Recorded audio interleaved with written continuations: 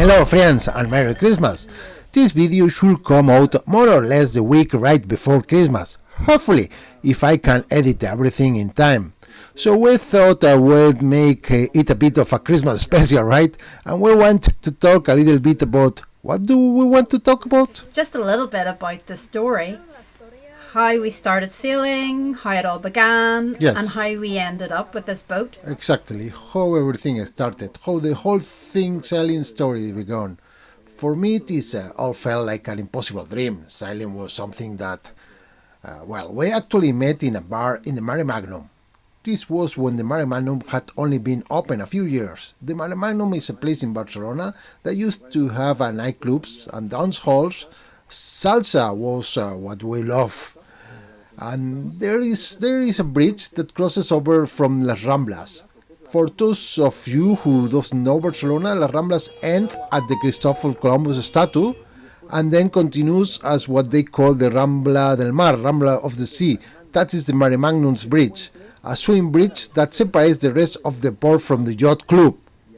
And that's where the sailboats were. When a sailboat have to enter the yacht club, the bridge will open. You'll have maybe 500 people crossing, and suddenly everybody had to stop to let the sailboat through. And I remember being young and standing there watching the sailboats pass and thinking, this is incredible. This is something I could never dream of. And that's how my fascination for sailboats began. But of course, it was something that seems...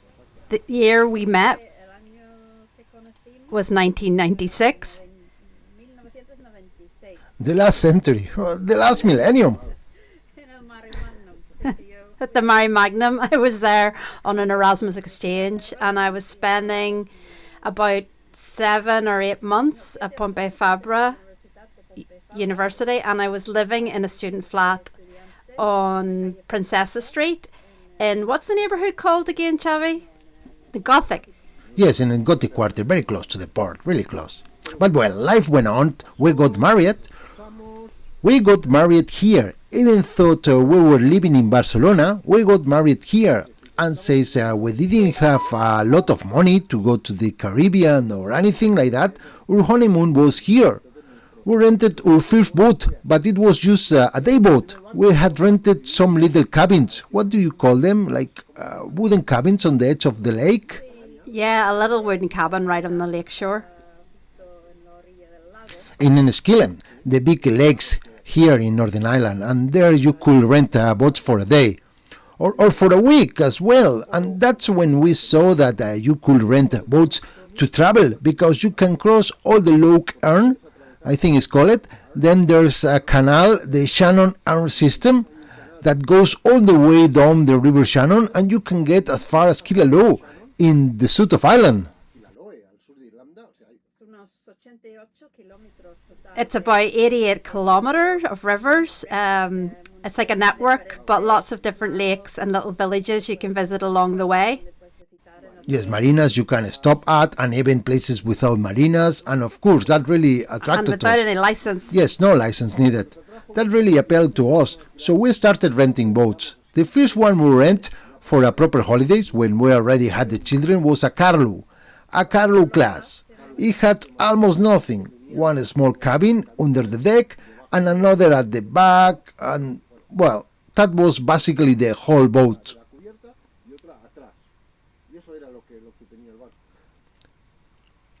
It was the smallest one we never rented, and that's where we learned to associate boating with social life, going from marina to marina, visiting different towns, and we love it. We weren't sailing yet, it was all motorboats. But that was what introduced us to traveling by boat, moving from one place to another, not just going out for the day. Then we rented bigger boats. We upgrade every year. One year my sister and my brother-in-law Paco came with us. We've got photos and videos somewhere. We had a great time fishing, stopping everywhere, discovering beautiful places. I really recommend it. Amazing holidays. There aren't many people around.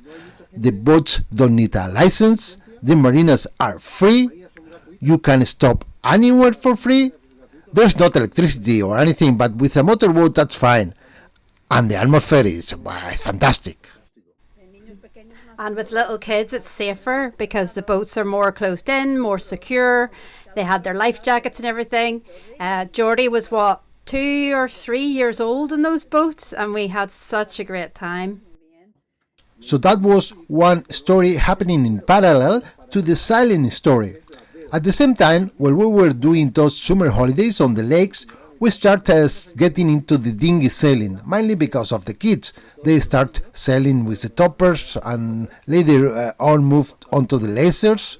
And we also got into it at the yacht club here in Hollywood, a small club very affected by the tides. You can only go out at high water, typical Ireland things. So we start sailing there, and that's where we really learned to sail, on the bosom, an old boat that they had there. The bosun was a boat used by the sea cadets. Yeah. We'll show you some photos. It was a little sailing boat, but we like it because we didn't like getting wet. We always prefer staying a bit drier than the kids in their toppers and lasers. So that was the first sailing boat we learned on. And later, after that one, we bought our first boat. It was the first Marisa, we call it Marisa, a GP14. I'll show you it to you in a moment. That was our first boat we actually owned. And yes, we had great times. We've got some fantastic videos, we did races, we did lots of socializing too. a lot of social life in the club. We should explain also what people ask me a lot, even now. Oh, you must have started sailing in Barcelona and Spain, right? No, that was impossible there. I was too expensive. And the reason we started here and the reason we started was because at the time, and you and I were traveling a lot for work and my parents were helping a lot with the kids. That was a big reason why we moved here, for family support while we were both working. And at the start, one kid was going to rugby, the other going to karate, and every week we were running around everywhere. It was chaos. Weekends were stressful, very, very stressful with work. So we really looked for something we could all do together, and that's why we started looking for a club and trying out sailing. Another interesting thing here is that because the kids were so young, they couldn't go into bars. And of course, you don't want to drag kids from pub to pub either. But in the sailing club, the rules are different. They're treated legally more like private houses. So we could go sailing and then go into the club bar afterwards, have a drink or get takeaway food inside with the kids. And all the parents and kids were there together. And another important thing, when you take the kids to rugby or football, you are usually standing in an open field.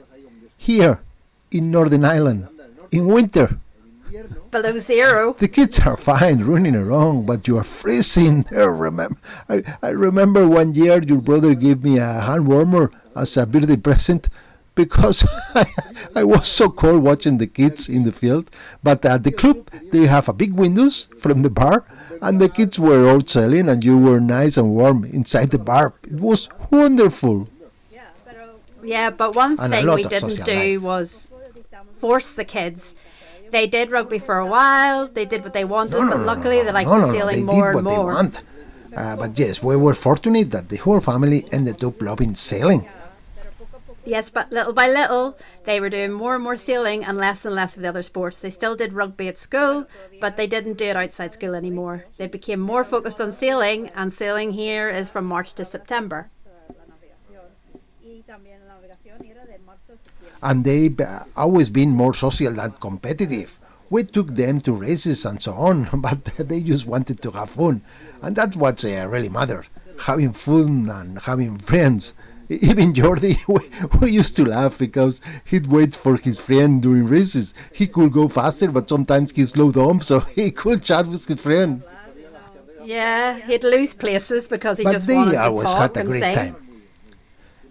Meanwhile, as I say, we continued renting motorboats, and then we went to Holland.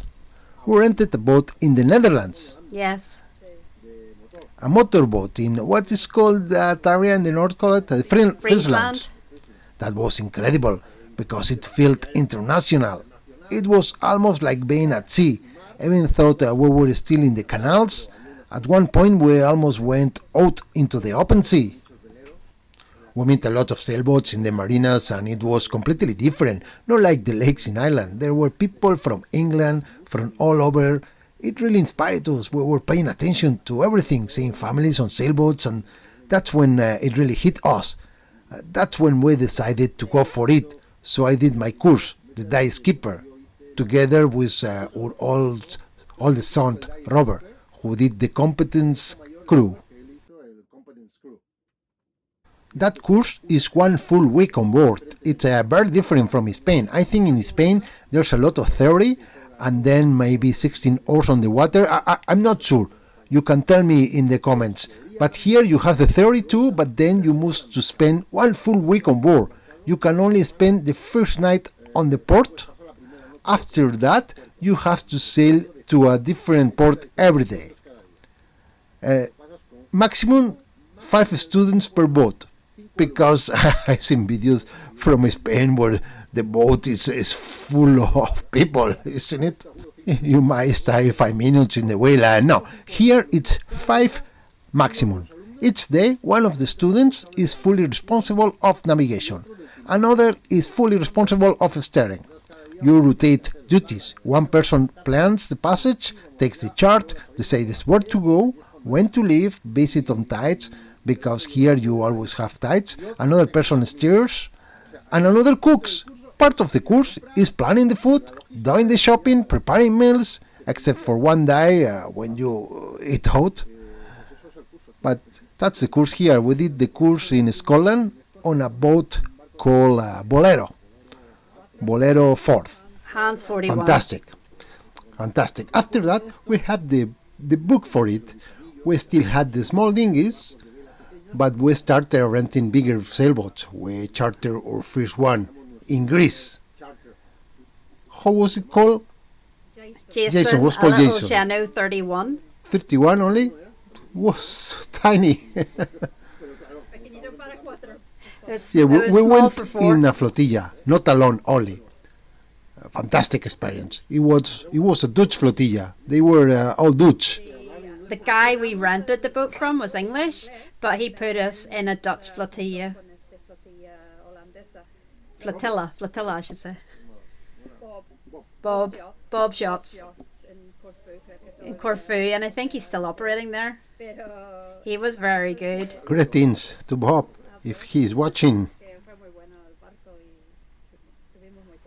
Yes, we were really happy with the boat. It was our first charter. People who don't know much about boats, they think flotillas mean you're all sailed together from one place to another. All the boats in formation. No, you sail on your own and then you all meet up in the marinas. In this case, the Dutch did it really well because they did the briefing in the afternoon. The day before, they'd say, tomorrow, leave whenever you like, and you must arrive at this port by this time because we'll be there to help. They help you with the ropes, they help you with everything. They reserve a berth for you. They recommend a place to stop for lunch if you want to drop anchor. If not, you sail. You sail wherever you want. They recommend the route and they tell you the weather, explain the forecast. Any hazards, depending any on the natural weather, dangers. they recommend doing one thing or another. Yes. So you feel support. They are all the time glued to the radio or the phone in case you have a problem. They have motorboats and can reach you wherever you are. And when you arrive to the next marina, they are there. Here. They grab your ropes. I was communicating in the radio, and if there is a problem, someone even jumps onto your boat and helps. Fantastic, absolutely fantastic. Yeah. We had that big storm, the one where we ended up in this bay. They call it the bay. That's a whole other chapter in its own, shall we? We'll talk about that another time. But yes, that was our first chartered boat. After that, I already had my license, but I wanted more. Here you can progress and get different levels. I already had my day skipper, so I went for the coastal skipper, which is basically the same as day skipper, but during the course you are required to be, I think, a minimum of 150 miles away from the departure port. More night hours. They have 9 hours. 150 miles? Yes. It's a requirement. As many? But we've done that so many times now that you don't even think about it anymore. But yes, the miles. Of course, when we go to Oven and all that area, we've already done plenty of miles. Yes, but not from the coast, no, right? No, from the base port. Exactly. It's coastal skipper, so you have to follow the coastline. I was asking, when do we ever go over 150 No. miles offshore? Well, no. The furthest we've been is maybe 50 from here to Scotland. From here to the Isle of Man, maybe. That's the maximum, yeah. But anyway, we're already sailing all around this shelter area. But yes, coastal skipper assumes you have more knowledge. So Robert did the day skipper on the same course, and Jordi, the younger one, already had the age, so he did the competence crew. So we were 3 in the same boat. Remember that the maximum was 5, and we were 3. And we had more confidence then, so we chartered another boat in Greece. This time was in Lefkada? Lefkas, yes. Lefkas, it was the southern part, and it was a bigger boat, right? It was a Sun Odyssey 34. Sun Odyssey 34. It was called Miro. I think it was Miro. The first one was Jason, this one was Miro. And fantastic as well. It was with an English company this time. Sunsail. Sunsail.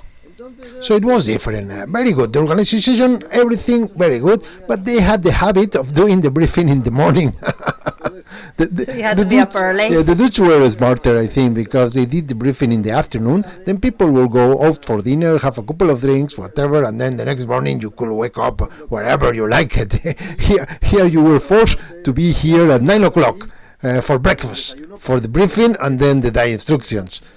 But, well, everyone has their way of doing things. It was fantastic, too. We also made friends. We made very good friends there as well. We're friends from Mallorca, yes. A greeting to Paco, who they used to call him Paco Mer, that translates like, come for lunch. Very, very good, very good. It was fantastic. We learned a lot from them. And we continue it. We continue it with this. This was our idea, our life plan. To keep learning and keep chartering. We had never thought about buying a boat. But what happened? What happened was, remember my dream from the Mare Magnum? That dream of crossing under the bridge. All that. Well, I started feeling like maybe I could actually do it. I had to go to Barcelona to sort out some passport paperwork and things. And I say to Jordi, come with me. During Easter? Or maybe it was Robert. Robert. I think it was Robert. Yes, Robert, come with me. And instead of going to a hotel, we rented a boat. I spoke with a friend in Barcelona who also likes sailing, Ramon, and we rented a boat. We had everything planned. We had a boat rented in Barcelona, and my plan was, at least one day, enter the Mare Magnum, just to fulfill my dream. Having the bridge open, passing through, people stopping, me waving, that was my dream.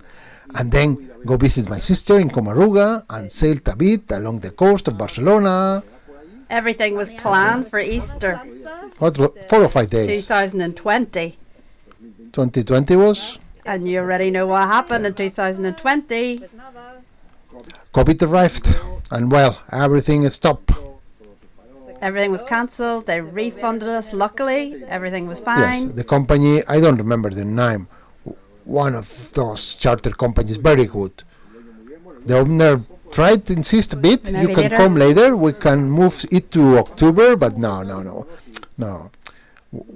We work in a sector where we already knew this thing was going to shoot everything down, and we didn't know for how long, so everything was going to stop, I saw. We knew that.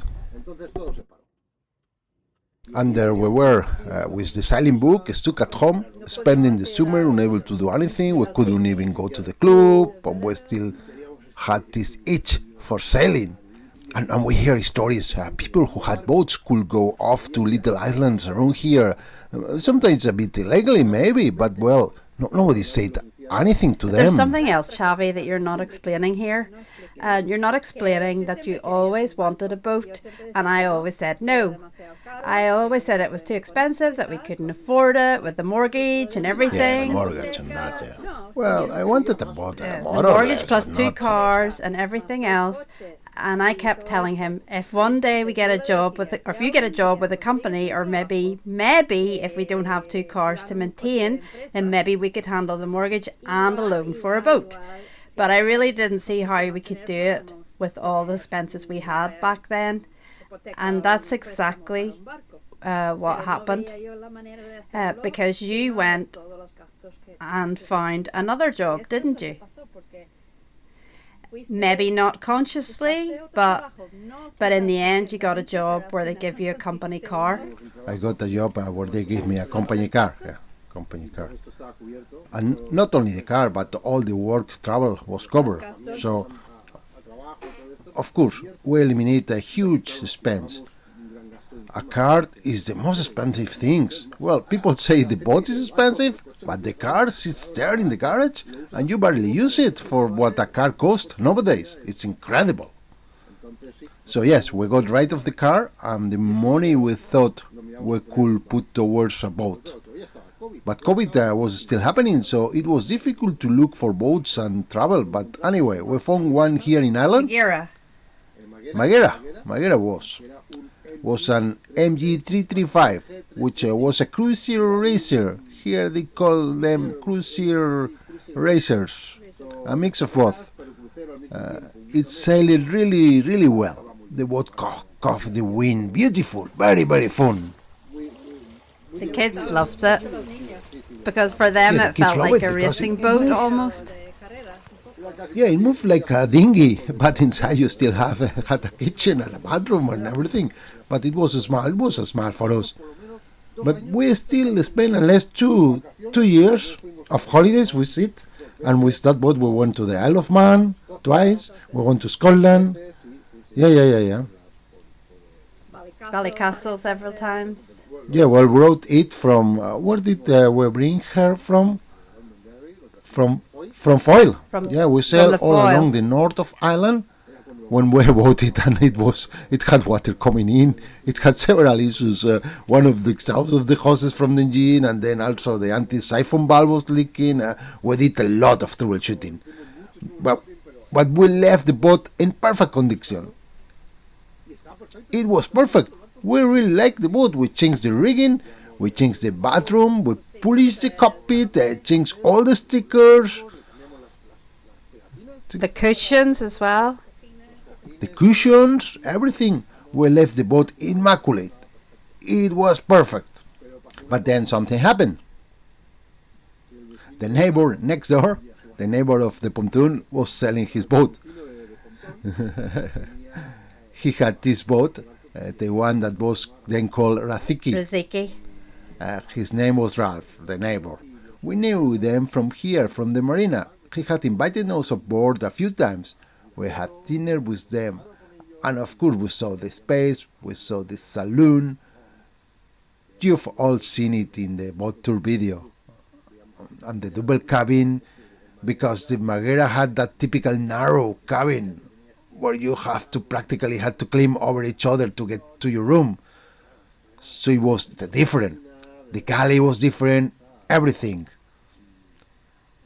And again, it was something like a dream, something we didn't even consider possible, until Ralph said he was putting it up for sale, because he was an older man, still very fit. He used to jump around the boat and sail alone here, but he had decided to get a motorboat in Enniskillen, the lake district where everything started for us.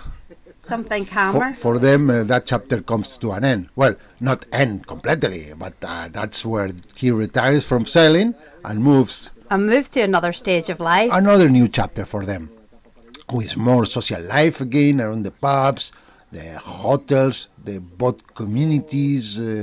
They love that. So they love that, so they moved there. And he was selling this boat. And at first we say, no, we have the Marghera ready for holidays. We're not thinking about this now. So we were going on holidays with Megera. And of course, we were 5 on board. My son Jordi, his friend Ryan, our friend Ian, the two of us, all squeezed inside Magera. And during that holiday, we kept thinking, imagine if we had that other boat here. Imagine if we have Rethiki with that space, with that saloon. Yeah, and talking with friends, boat friends, they also said, if you're thinking about it, just do it. Do it, make it happen, do it. Yes, because you always postpone the things. Someday, when I can, when I have this, when I fix that. And then that someday arrive too late. So right now, you have your health. And you can do it. And you don't know how long you'll have your health. So we finally decided. And then we sold Magera. Well, what happened was that Ralph had told us, but because we signed not at first, so he listed that in his club, and nobody showed interest, so he put this with the broker. With the broker here, it's called, how you call it? John. BG Marine. So when we came back from holiday, we told him, we thought about it and maybe we are interested. And he said, I already have it with the broker, so you have to talk to him. So we went to the broker because Ralph is a man of his word. He had signed a contract with the broker. Yes, he wanted to honor that. But what happened is that Ralph also told us, look, there hasn't been much interest in the boat yet. If you can buy it within the next 6 months, you can. We can wait. So we went to the broker and said, here's our proposal. If you sell ours, you sell 2 boats because we don't want another boat. We only want this one. Yeah, we say it clearly. If you sell ours first, then we pay Resiki. But if you sell Resiki first, take ours out of the market because we keep our boat. We are not looking for boats. We are not shopping. We only want this one. If this one is available and you sell ours, then we'll buy it. We can't have 2 boats. So we made it very clear. And of course, we didn't know. A boat can take years to sell. And in 2 weeks, he sold it. 2 weeks. The first person who came to see it bought. He dropped the price a little because that's the costume here, but not too much. But we weren't asking for too much either. That's what happened. If you want to sell, you sell. All of you who are selling a boat, if you want to sell, you sell. If you want to sell, you have to lower the price. It depends of how much of a hurry you are in. We didn't get everything. You never do with any boat. What we invested in Magera, we didn't recover it. But we exchanged it for a better one. Another loan, of course. And off we go, starting again. Starting again because here, once again, we had to replace the rigging, we had to do upgrades, put everything the way we like it. But to be fair, it was already in very good condition. We changed the name again, back to Marisa, like the first boat we ever had, the GP14. Marisa is my mother's name and my sister's name.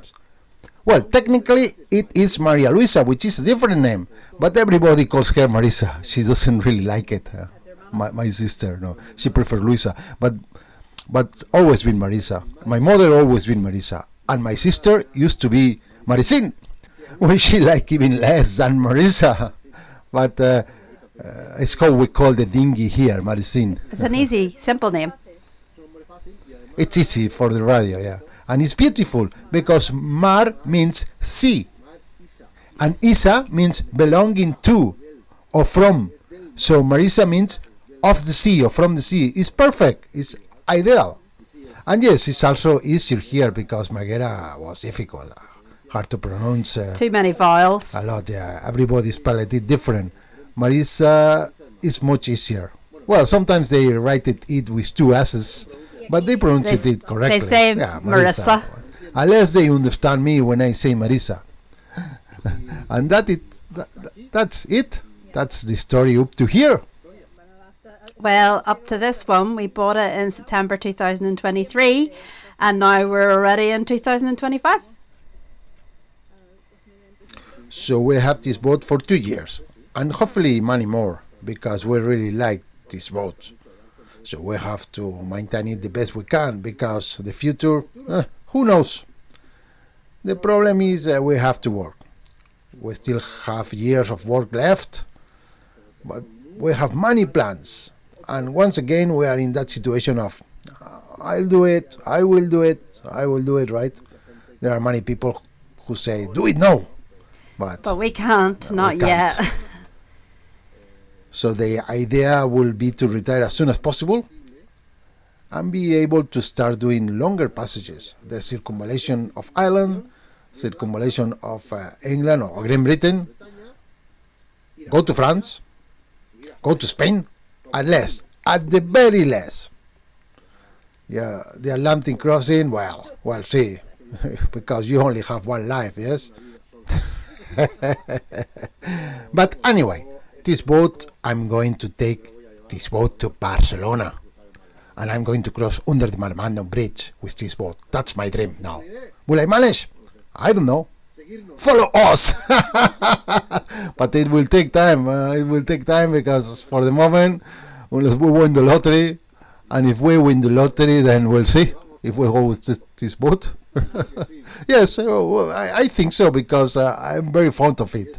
You become attached to a boat, and this boat is capable of going to Barcelona. It's a category A, I think they call it. Ocean worthy. And yes, it's just a matter of preparing it well. And I think Ian would come, I think yeah. he will join. And yes, maybe Claire will fly. Depending on how you go. If you go through the canals of France, but if you go by, Canals, the channel. I don't We'll know, have to go in the between sea. orcas and bad weather and all that. It will be nice to do it too, but of course, through the canals you have to take the mast dome, everything, the draft have to be correct, and it takes a long time, but well, that's what wants to be at the sea. The problems are the orcas too. But well, hopefully it's shorter soon. Maybe the time we go, they are already extinct. Poor things, yeah. Anyway, that's everything. We hope you enjoy it. We thought maybe you'll be interested in knowing a bit more about us and knowing how we got ourselves in all this, right? And Merry Christmas. Feliz Navidad, Happy Christmas, and Happy 2026. Happy 2026, no? 2026. We'll continue with the videos. I'm putting this one in the middle as a Christmas special. I am a bit slow editing. We decided to publish videos every 2 weeks instead of every week. At the beginning I did them weekly, but maybe the quality is better doing them every 2 weeks. I can spend a bit more time editing, and yes, I'm behind schedule. I'm still releasing the summer episodes, but we'll think it's better like this, a bit more quality every 2 weeks. No need to rush so much. We don't have that much content anyway. So thanks you very much for watching, and Merry Christmas. Cheers. Cheers.